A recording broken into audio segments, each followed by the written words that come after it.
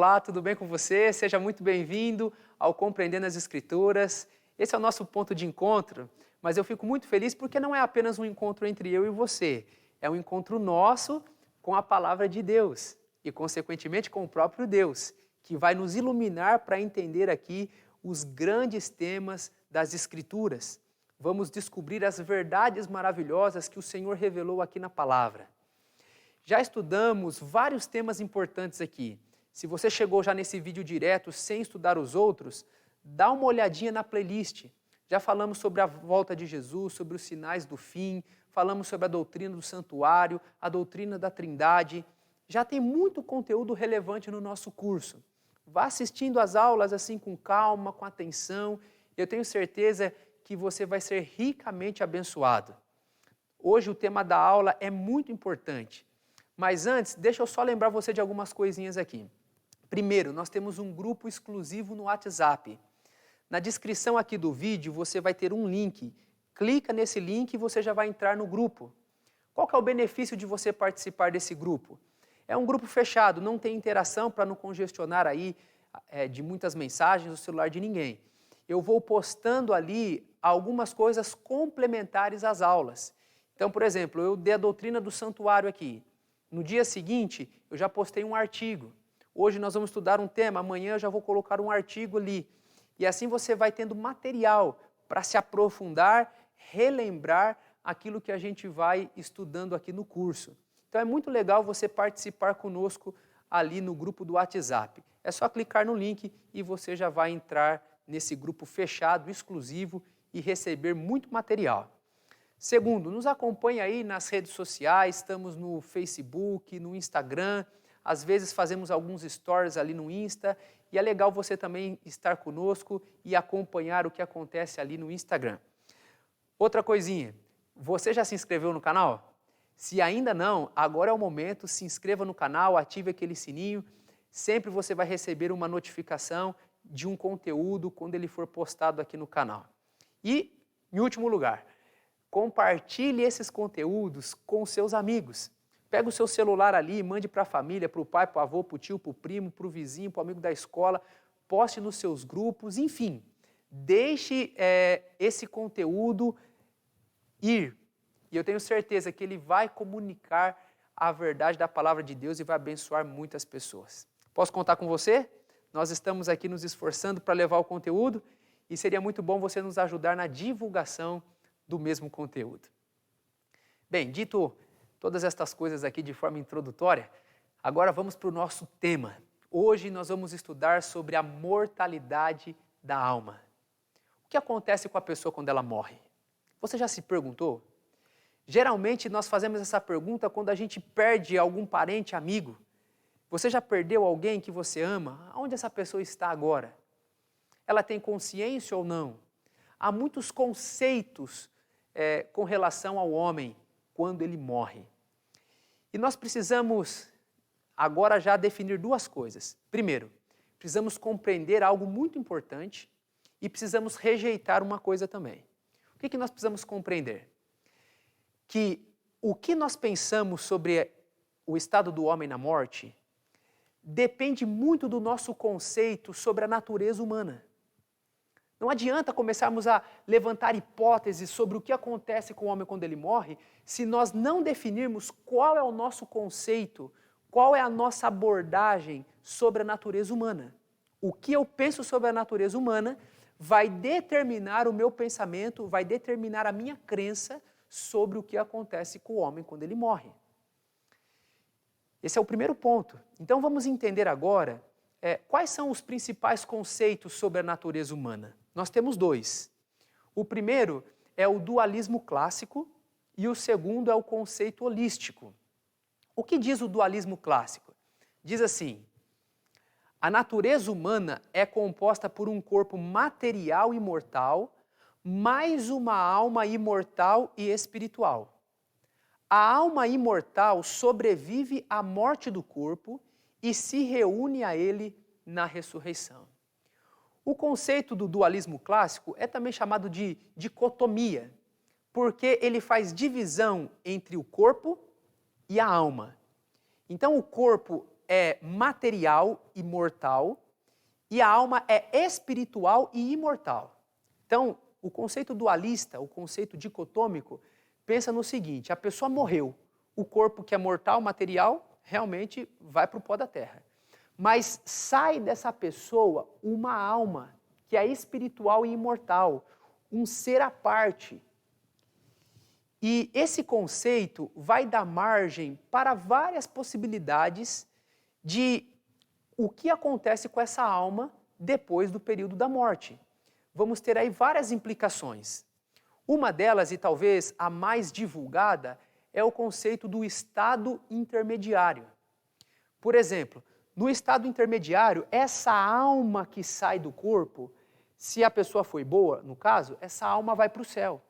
E ela fica ali, nesse estágio intermediário, até o momento da ressurreição. Outro conceito que pode surgir, o do purgatório.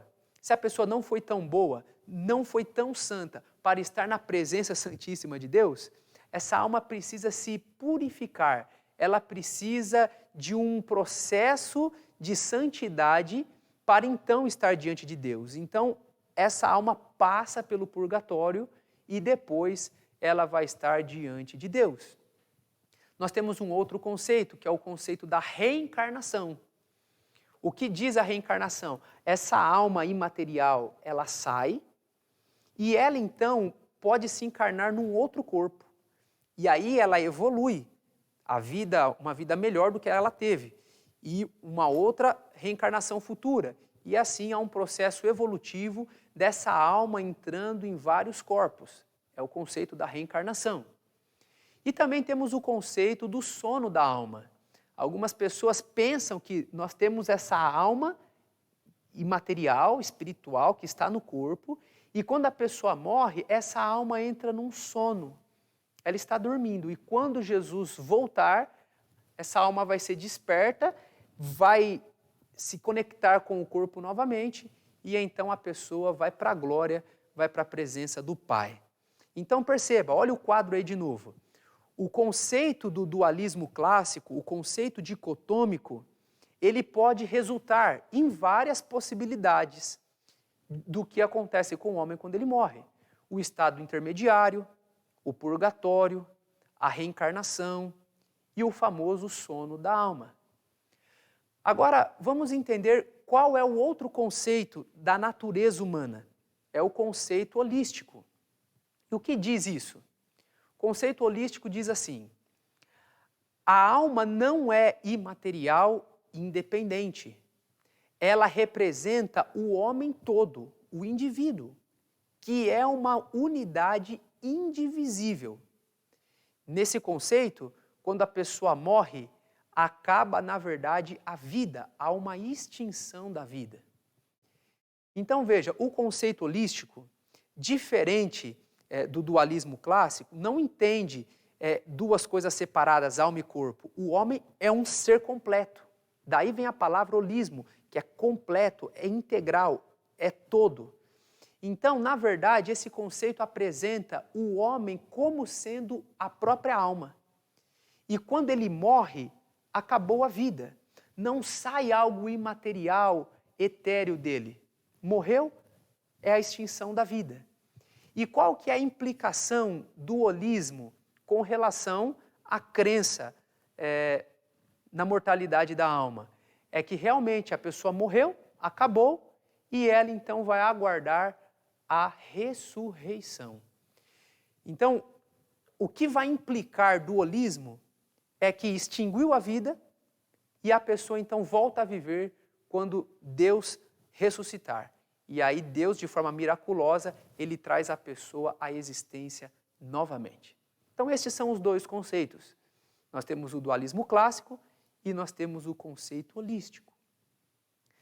No que você crê? Olhando para esse quadro, olha de novo aí.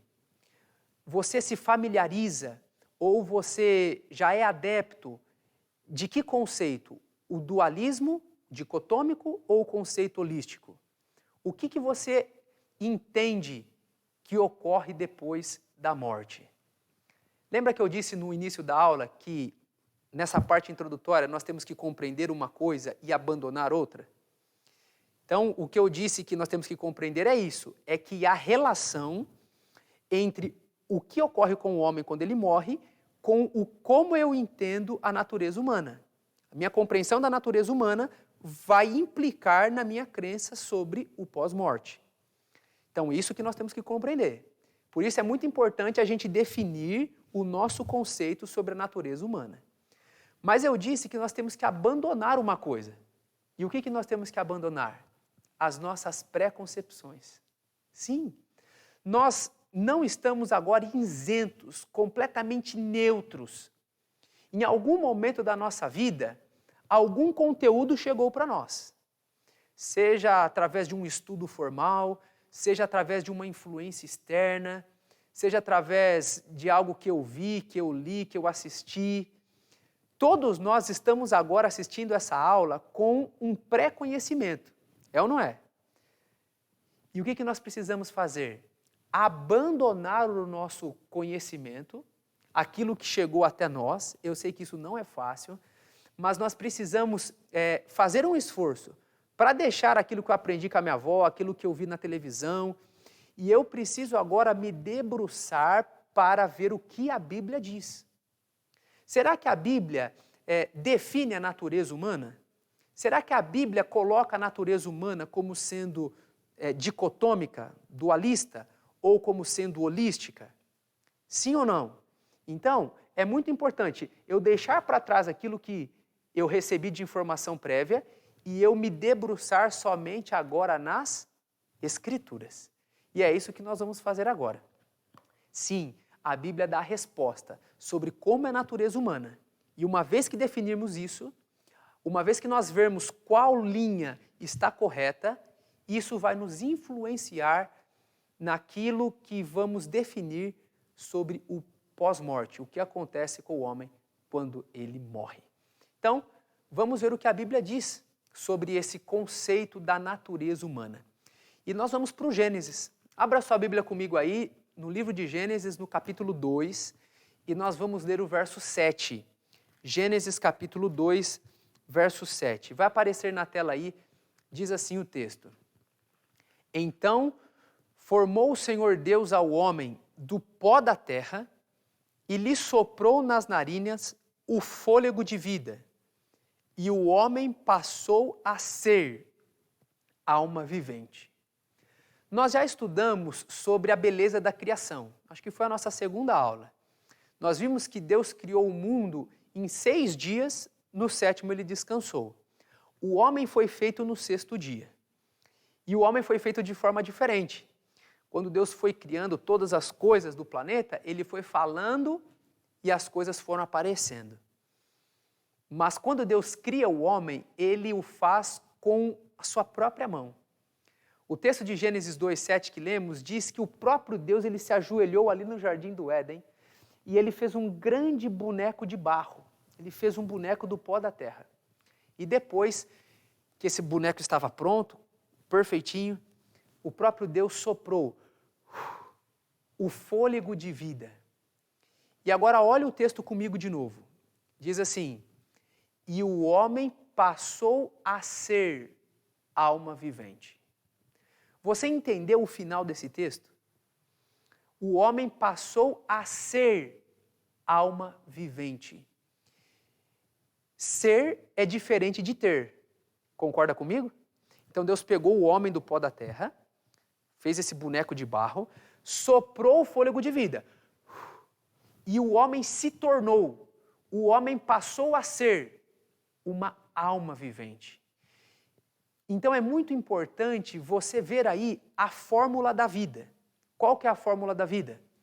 O pó da terra mais o fôlego de vida é igual à alma vivente.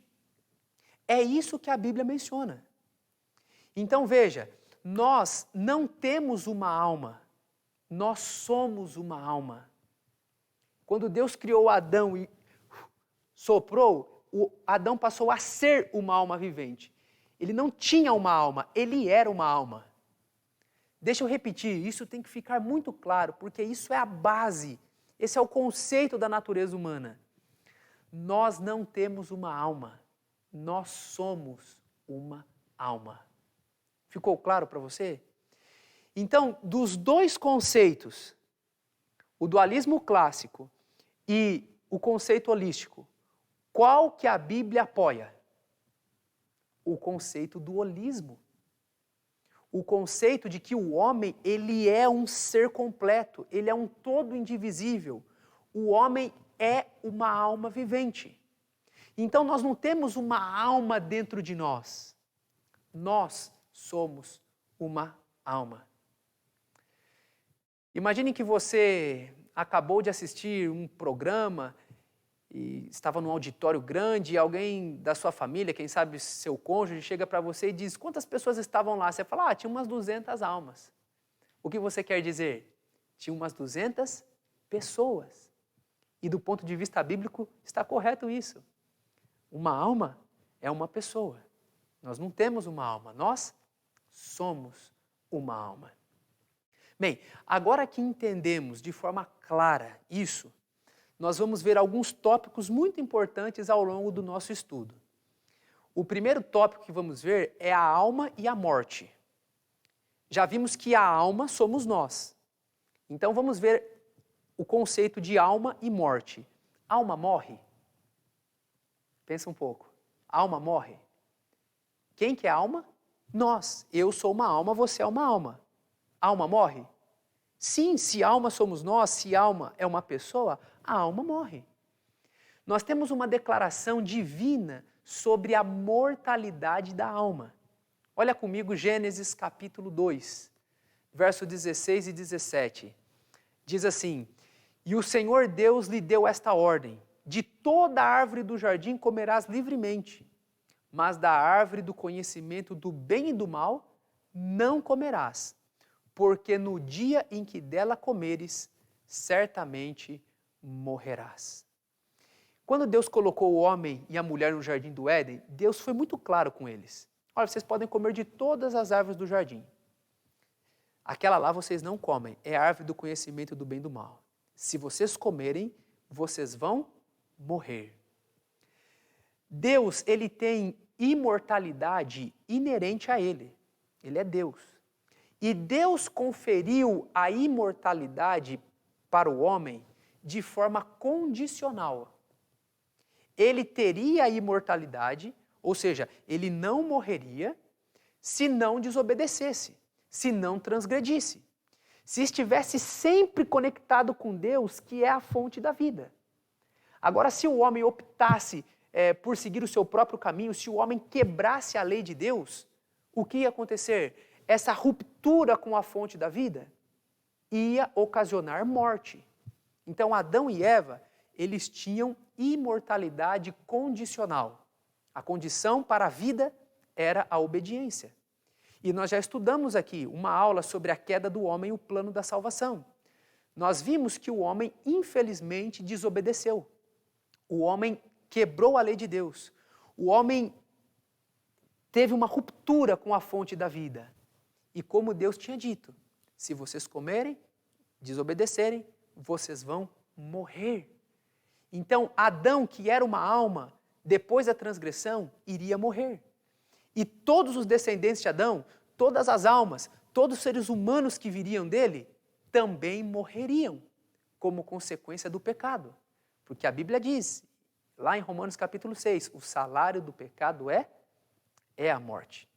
Então Deus disse que a alma iria morrer se eles desobedecessem. E nós temos várias declarações bíblicas que falam também da mortalidade da alma. E agora nós vamos ler muitos textos. Eu vou até pedir aí a tua atenção e compreensão, e se você tiver alguma coisa para anotar, é muito importante. Vamos ler o primeiro texto. Ezequiel 18:4. Eis que todas as almas são minhas. Como a alma do Pai, também a alma do Filho é minha. A alma que pecar, essa morrerá. Então, vou te perguntar de novo. Alma morre? Claro.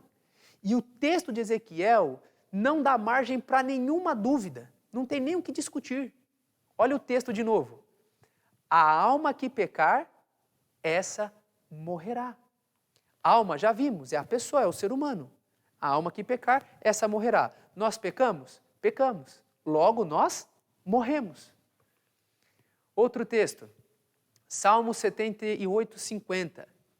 Deu livre curso à sua ira, não poupou da morte a alma deles, mas entregou-lhes a vida à pestilência. Mais um texto que diz que a alma morre. Salmo capítulo 78. Vamos ler mais um texto. Atos 3, 23, agora do Novo Testamento.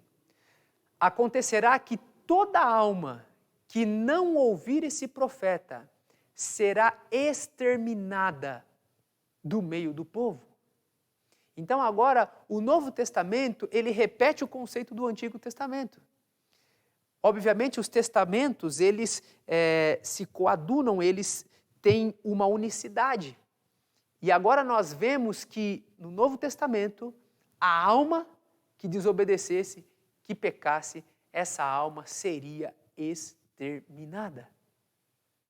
E o último texto,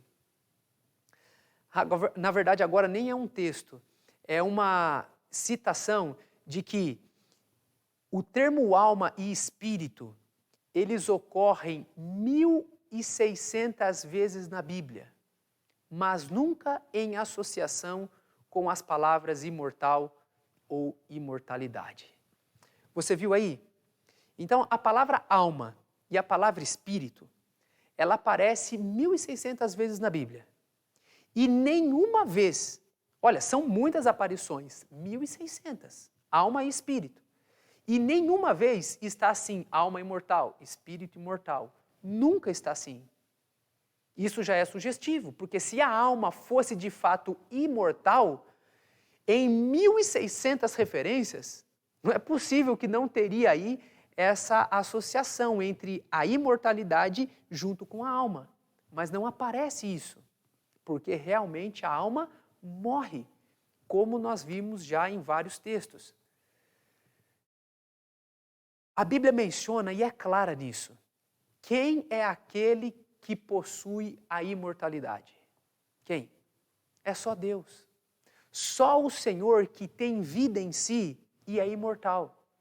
Olha o texto de Timóteo. 1 Timóteo 1,17.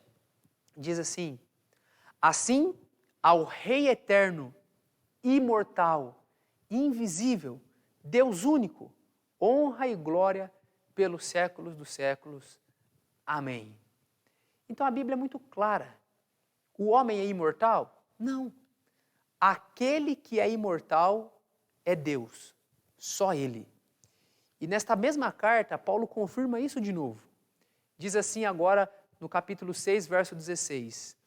O único que possui imortalidade, que habita em luz inacessível, a quem o homem jamais viu, nem é capaz de ver, a Ele a honra e poder eterno. Amém. Preste atenção numa coisa. Sabe quantas vezes a palavra imortalidade aparece na Bíblia? Pouquíssimas vezes. A palavra imortal aparece só uma vez, que foi no texto que a gente leu anterior. E imortal só está relacionado com Deus. Imortalidade, ela aparece algumas poucas vezes, mas sempre fazendo referência a Deus e também no glorioso plano que o Senhor virá, quando Ele virá para nos buscar, o nosso corpo será revestido de imortalidade. Então, as duas ocorrências com relação à palavra imortalidade é aqui, que o único que possui a imortalidade é Deus, e lá em 1 Coríntios 15, quando o nosso corpo for revestido de imortalidade. Então, o revestimento da imortalidade vai ser por ocasião da volta de Jesus. Não é agora. Nesse momento, ninguém tem alma imortal. A alma morre. O único imortal é o Senhor, o soberano Deus. Então, já vimos a alma e a morte. Agora nós vamos passar para o segundo tópico. O que acontece no momento da morte? E é muito importante vermos de forma clara isso, também com base lá no conceito da natureza humana. Vamos ler Eclesiastes, abra sua Bíblia aí, Eclesiastes capítulo 12, verso 7. Eclesiastes 12, 7 diz assim: e o pó volte à terra, como era, e o espírito volte a Deus que o deu. Lembra quando Deus criou o homem? Ele fez o homem do pó da terra e soprou o fôlego de vida. O homem passou a ser alma vivente. Quando a alma morre, ou seja, quando o homem morre, acontece o inverso. O corpo volta para o pó, para a terra, e o espírito volta para Deus que o deu. E o que é esse espírito? Olha no texto de novo, eu coloquei ali, a palavrinha espírito no hebraico é ruá, e significa sopro, fôlego. Em algumas ocasiões, ruá é parecida como vento. Ou seja, quando o homem morre, o corpo vai entrar em estado de putrefação, vai voltar para o pó, só que quando ele der o último suspiro, vai sair esse sopro, esse fôlego. E esse fôlego volta para Deus. Isso é o espírito. Então, não há uma coisa imaterial que sai do homem. Não é algo inteligente, consciente. O que vai sair do homem é aquele fôlego de vida. E esse fôlego volta para o próprio Deus que o deu. E então acaba a vida. Simples assim. O corpo volta para a terra e o fôlego, esse sopro, volta para Deus que o deu. E esse homem, essa alma, deixa de existir. E agora nós já entramos no terceiro tópico aqui. Nós vimos a alma e a morte, nós vimos o que acontece com o homem na morte, e agora nós vamos ver o estado do homem na morte. Quando ele morre agora, o fôlego voltou para Deus e o corpo vai para a terra, qual que é o estado? O estado é de absoluta inexistência da vida. Ou seja, não tem nenhum tipo de consciência. Ah, pastor, mas a pessoa então não vai para o céu? Não vai uma alma para o céu? Não vai. Nós temos isso de forma clara. Já vimos que acabou. Mas para poder complementar isso, eu quero ler um texto de Atos. Olha comigo aí, Atos capítulo 2, verso 29 e depois uma parte do verso 34. Diz assim: irmãos, posso dizer-lhes com fraqueza que o patriarca Davi morreu, e olha o que diz, e foi sepultado. E o seu túmulo está entre nós até o dia de hoje, pois Davi não subiu ao céu. Davi foi um grande filho de Deus. É óbvio que ele teve momentos escuros, né, de adultério, de assassinato, mas a Bíblia diz que Davi andou com Deus. Esses pecados que ele teve, ele confessou, Deus o perdoou, e ele foi um homem segundo o coração de Deus, um filho do Senhor. Com certeza, Davi, se tivesse esse conceito de uma alma que fosse logo para o trono de Deus e tivesse nesse estado intermediário, Davi certamente estaria lá. Mas o que a Bíblia menciona em Atos? Que Davi morreu e foi para a sepultura. E ele não subiu ao céu. Então esse texto já faz uma alusão para nós, que para onde que a pessoa vai quando ela morre? Ela vai para a sepultura. Então a pessoa morreu, o fôlego voltou para Deus, o corpo vai ser enterrado, vai para a sepultura e cessou a vida. Não tem nenhum estado de consciência. Davi não foi para o céu. Se tivesse realmente uma alma que pudesse já desfrutar desse período intermediário, Davi com certeza deveria estar lá. E agora nós vamos ler vários textos bíblicos que realmente indicam o estado de completa inconsciência na morte. Vamos começar aqui com o Salmo. Salmo 146, verso 3 e 4. Não confieis em príncipes, nem nos filhos dos homens, em quem não há salvação. Sai-lhes o espírito, e eles tornam ao pó. Nesse mesmo dia, perecem todos os seus desígnios. Esse texto não está complementando de forma bem precisa o que nós lemos lá em Eclesiastes capítulo 12? O que ele diz? Que sai-lhes o espírito, ou seja, o fôlego de vida, e nesse mesmo dia a pessoa morre, né? E todos os seus desígnios acabam. Perecem todos os seus pensamentos. Não há consciência depois da morte. Para reforçar essa ideia, vamos ler outro texto. Eclesiastes 9, o verso 5 e 6. Porque os vivos sabem que hão de morrer, mas os mortos não sabem coisa nenhuma, nem tampouco terão eles recompensa, porque sua memória jaz no esquecimento. Amor, ódio, inveja para eles já pereceram. Para sempre não têm eles parte em coisa alguma do que se faz debaixo do sol.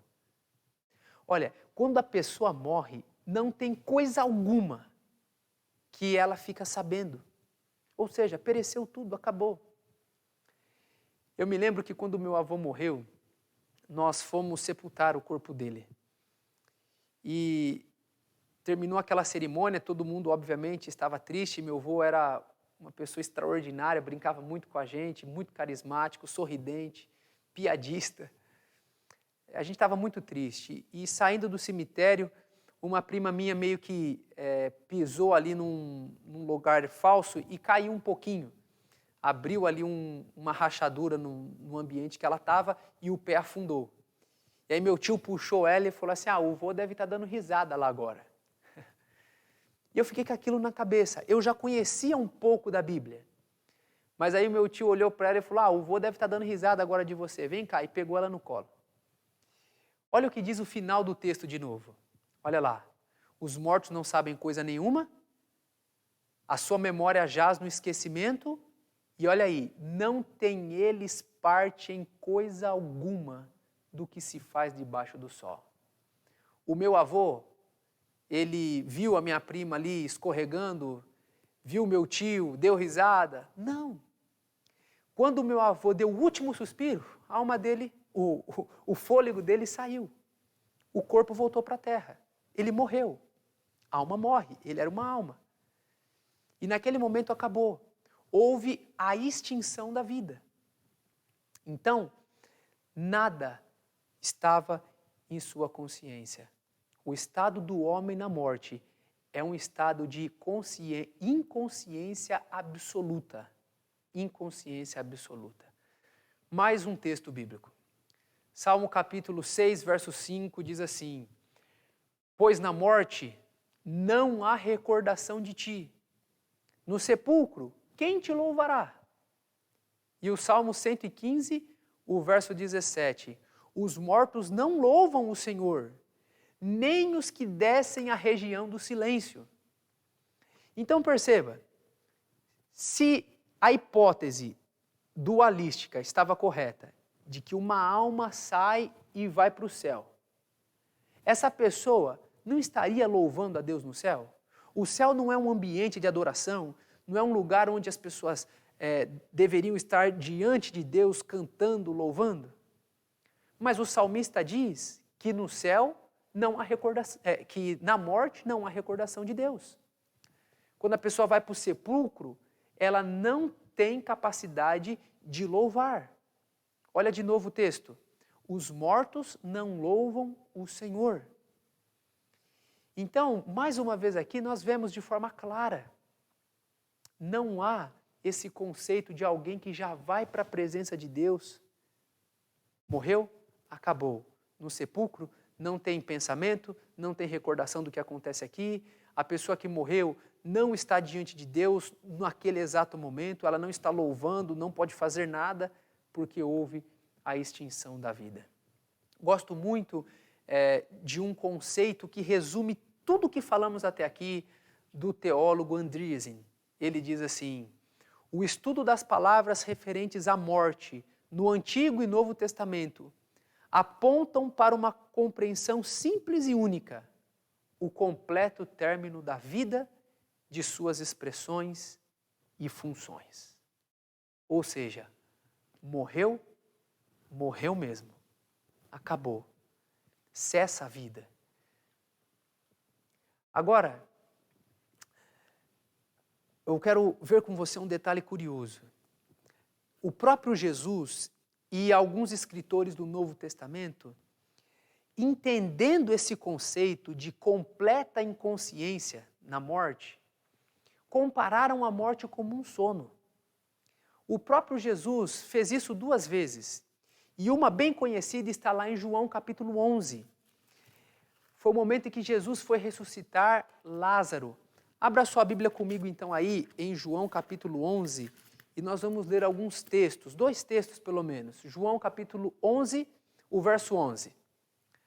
Isto dizia e depois lhe acrescentou: nosso amigo Lázaro adormeceu, mas vou despertá-lo.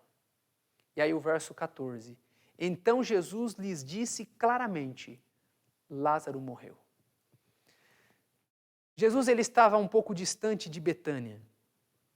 E aí Lázaro ficou doente, as irmãs mandaram um mensageiro até Jesus. Quando o mensageiro foi, Lázaro morreu. Jesus teve a notícia, ele ficou 2 dias lá no lugar da notícia. Quando ele voltou, Lázaro já estava no sepulcro há 4 dias. Mas quando Jesus recebeu a notícia, ele disse assim para os seus discípulos: Lázaro adormeceu. E inclusive os discípulos disseram: Senhor, mas se Lázaro dormiu, está tudo bem. E aí Jesus teve que ser enfático: Lázaro morreu. Jesus estava comparando a morte como um sono.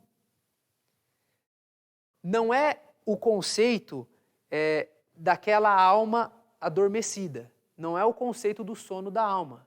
Porque como nós vimos, o homem não tem uma alma, o homem é uma alma. Quando a Bíblia compara a morte como um sono, é no sentido de que realmente não há consciência. Durante toda a minha vida, eu tive aí um sono muito pesado. Agora eu sou pai de 2 crianças, vocês até veem aqui as 2, elas estão até um pouco maiores aqui. E depois que elas nasceram, eu passei a ter o sono mais leve. Porque agora eu acordo de madrugada, vou atender ali algumas situações com elas. Meu sono ficou muito leve. Mas antes era assim, olha, na época de solteiro aí, ou no início do casamento, eu fechava o olho e eu só abria o olho no outro dia. Sabe aquele sono pesado? Podia cair o mundo, estourar rojão lá fora. Eu fechava o olho, quando eu abria já era o outro dia. Nesse sentido, eu não tinha consciência nenhuma do que estava acontecendo ao meu redor. Fechei o olho, quando eu abri, era o outro dia. Então Jesus e alguns apóstolos usam essa metáfora da morte, do sono, para dizer justamente isso, que quando a pessoa morre, é como se ela estivesse dormindo, num estágio de inconsciência absoluta. Paulo também disse isso. Olha lá em 1 Tessalonicenses, capítulo 4, verso 13. Não queremos, porém, irmãos, que sejais ignorantes com respeito aos que dormem, para não vos entristecerdes como os demais que não têm esperança. Quando Paulo diz assim: irmãos, eu não quero que vocês sejam ignorantes quanto aos que dormem, porque tem muita gente que não tem esperança, não seja igual eles. O que Paulo estava dizendo? Não quero que vocês sejam ignorantes com respeito às pessoas que morreram. Paulo está também usando a mesma comparação que Jesus fez, comparando a morte como um sono profundo, no sentido de que a pessoa está num estágio de inconsciência absoluta. A Bíblia compara a morte como um sono mais de 50 vezes. Então isso é muito claro. Vamos lembrar a sequência. Já vimos então sobre a natureza humana, nós somos uma alma. E aí vimos a alma e a morte. A alma morre? Morre. Depois nós vimos o que acontece então no momento da morte. O que acontece? Quando a pessoa morre, o fôlego volta para Deus e o corpo vai para a sepultura. E vimos agora sobre o estado do homem na morte, que é um estado de inconsciência absoluta. Como se estivesse dormindo um sono profundo. Extinguiu a vida. Houve uma aniquilação da vida. Mas agora nós vamos ver um outro detalhe muito importante aqui. Os enganos de Satanás com relação à morte. O diabo ele tem dois principais enganos no que tange à morte. Sabe qual que é o primeiro? Vamos ler esse texto. Apocalipse 12:9 diz assim: Satanás que engana todo mundo. O diabo, ele é o grande inimigo de Deus, ele é o grande enganador. E você vai perceber, nós já tivemos várias aulas, você já vai notar aqui algumas coisas. Deus tem uma verdade e o diabo, ele cria uma mentira para confrontar a verdade de Deus. Então, por exemplo, quando nós estudamos sobre a criação, a Bíblia diz que Deus criou todas as coisas. O que o diabo criou para confrontar o conceito do Deus Criador? O diabo criou o evolucionismo. Não foi Deus que criou todas as coisas. Há um processo evolutivo. Nós vimos sobre a doutrina da Trindade, que de forma clara está nas Escrituras. O que o diabo criou? Não existe 3 pessoas da divindade, não. Só há um, o Espírito Santo é uma energia e o Filho é literalmente o Filho. Ele vem de Deus, mas não é igual ao Pai. Ele criou algo que confronta a verdade de Deus. Quando nós estudamos sobre a volta de Jesus, vimos que Jesus vai voltar nas nuvens do céu com poder e grande glória. O diabo tem dito por aí que Jesus vai vir de forma invisível. Então perceba, querido, que cada verdade da palavra de Deus, o diabo busca fazer uma contrafação, busca de alguma maneira perverter esse conteúdo verdadeiro de Deus para enganar as pessoas. Ele é o grande enganador. Ora, se ele tem feito obra de engano para todas essas verdades que nós estudamos, você acha que com relação à morte, ele não iria tentar perverter esse conceito bíblico da mortalidade da alma? É claro que ia. E com relação à morte, o diabo tem 2 principais enganos. O primeiro é aparecer como se fosse aquela pessoa que morreu. É muito comum quando nós estamos estudando sobre a morte, quando eu estou conversando com alguém, as pessoas disserem assim: não, pastor, eu entendi tudo o que você explicou aí na Bíblia. Mas é o seguinte, eu acho que existe uma alma mesmo, porque o meu pai, o meu primo, o meu avô, o meu amigo morreu, e ele apareceu para mim. Eu vi o meu avô, a voz era dele. Inclusive, ele veio conversar comigo, eu acabei conversando, ele contou coisas da minha vida. Era o meu primo, era o meu pai, era a minha mãe. Esse é o primeiro engano do diabo. Ele pode aparecer na forma e imitar aquela pessoa que morreu. Quero ler com você um texto que vai ajudar você a perceber esse engano do diabo. Olha aí comigo, 2 Coríntios 11:14. E não é de admirar, porque o próprio Satanás se transforma em anjo de luz. Veja, o diabo, ele pode se transformar num anjo de luz. Será que ele não poderia, então, imitar o corpo, a voz do seu parente, do seu amigo que morreu? Sim ou não? Claro que sim. Então veja, se você viu alguém que já morreu, não é a pessoa, não é a alma da pessoa. É o diabo, de alguma maneira, tentando seduzir você para você crer nessa mentira da imortalidade da alma. O diabo é astuto. E isso impressiona muito, não é mesmo? Imagine, o diabo se apresentar como aquele que morreu. Impressiona. Mas agora você já conhece a palavra de Deus. E você sabe da verdade. Não é a pessoa que morreu. É o diabo ou um dos seus anjos que, disfarçados, estão ali tentando levar você para o erro.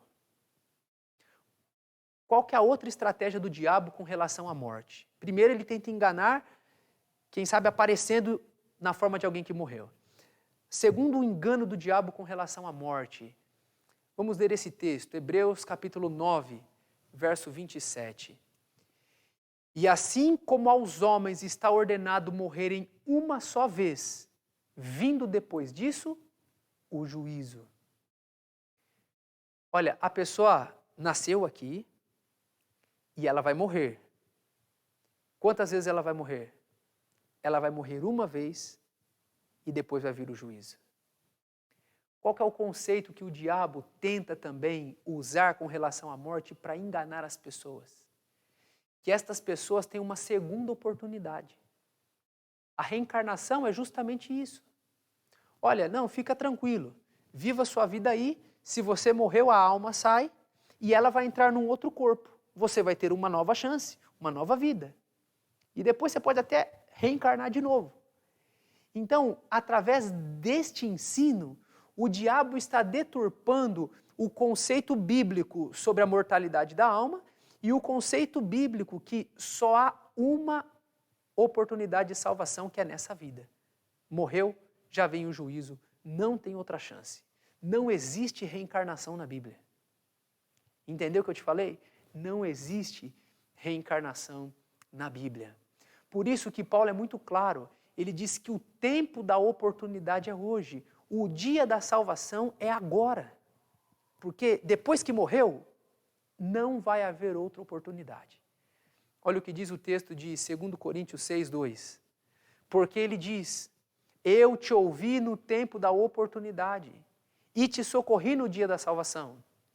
Eis agora o tempo sobremodo oportuno. Eis agora o dia da salvação. Então veja, o dia da salvação é agora. Depois que morreu, não tem outra oportunidade.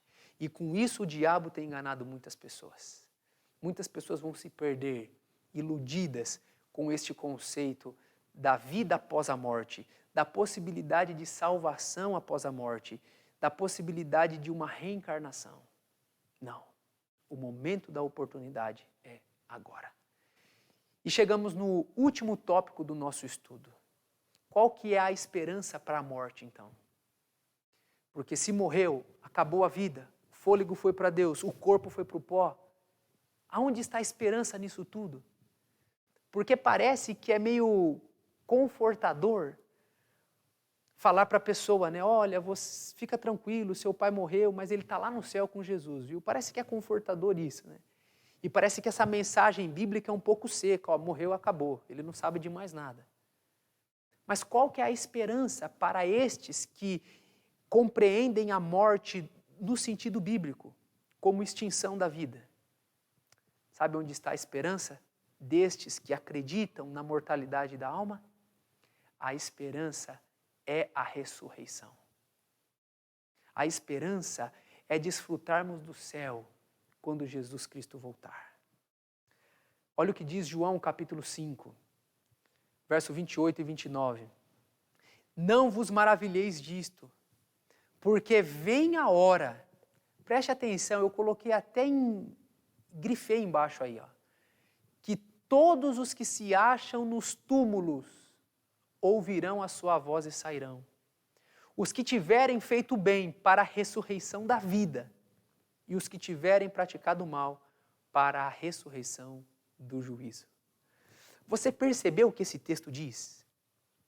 O texto diz assim, olha, vai chegar a hora em que todos os que estão aonde? Vamos ler de novo? Olha lá, a primeira parte que eu grifei. Em que todos os que se acham nos túmulos ouvirão a sua voz. Aonde estão as pessoas que morreram? Como eu disse, na sepultura. E é muito interessante que a palavra sepultura aqui é também inferno. A palavra inferno significa sepultura. Então a pessoa, quando ela morre, ela vai para o inferno, ela vai para a sepultura. Então ela morreu, está na sepultura. Acabou a vida. Mas vai chegar o momento em que todos estes que estão na sepultura vão ouvir a voz do próprio Salvador. Vai haver a ressurreição. E então estes que morreram em Cristo vão ressuscitar para a vida gloriosa. Agora pense um pouquinho comigo. Não faz sentido crermos numa alma imortal e ao mesmo tempo crermos na ressurreição. Você já parou para pensar? Porque veja, se existe uma alma imortal que sai da pessoa, ela não morre, saiu do corpo e foi para o céu, está lá no céu com Jesus. Ora, por que ressurreição? Se ela já está no exato momento ao lado do Pai, desfrutando das delícias do céu, por que ressuscitar? Não parece até ilógico? Imagine essa pessoa lá no estado intermediário, essa alma imortal lá, junto com Jesus. Aí Jesus fala assim, olha, eu prometi que eu ia voltar lá. E ele chama então todas as almas imortais que estão lá. E ele diz assim, pessoal, é o seguinte, agora é o momento da ressurreição. Então, vocês estão aqui, nós vamos voltar para a terra, vocês vão entrar naquele corpo e depois a gente volta de novo. Parece até cômico, é estranho.